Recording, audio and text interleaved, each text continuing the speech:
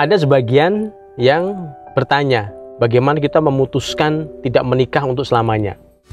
Ku semangat berjuang untuk menjemputmu di sana.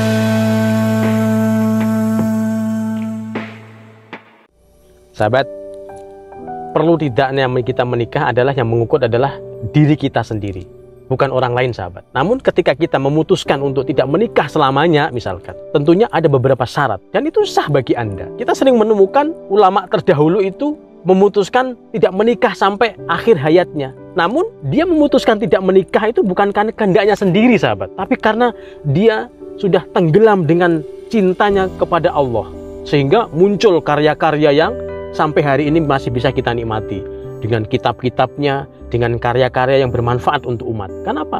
Dia tenggelam dengan cintanya sama Allah. Kemudian bandingkan dengan diri kita, kita tenggelam dengan apa? Makanya ketika memutuskan untuk tidak menikah, pastikan kita tidak melanggar Allah. Yang kedua, kita semakin dekat dengan Allah. Dan yang ketiga, ada tambahan ini, ketika ada seseorang yang tidak memutuskan untuk menikah. Yang ketiga adalah ada dugaan ketika dengan menikah itu malah akan berbuat zalim pada pasangannya. Misalkan ada seorang perempuan memutuskan untuk tidak menikah karena ketika menikah nanti dikhawatirkan atau dipastikan tidak bisa memenuhi kebutuhan suami. Atau sebaliknya, seorang laki-laki ketika memutuskan menikah nanti ada resiko untuk tidak bisa melayani kebutuhan pasangannya misalkan. Dan itu sah-sah saja, asalkan 3 syarat tadi, sahabat. Kita tidak melanggar syariat Allah, dan kita semakin dekat sama Allah, dan ada dugaan ketika menikah kita malah akan berbuat zalim sama pasangan kita. Dan seyogianya apapun keputusan yang ingin kita ambil, yang jelas kita bisa menikmati hidup ini.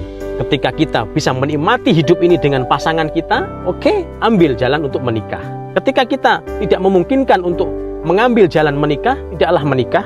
Ambil keputusan untuk tidak menikah, tapi dengan syarat kita tetap semakin dekat sama Allah. Dan ingat, sahabat, hidup itu harus indah. Gitu. Ku semangat berjuang untuk menjemputmu di sana.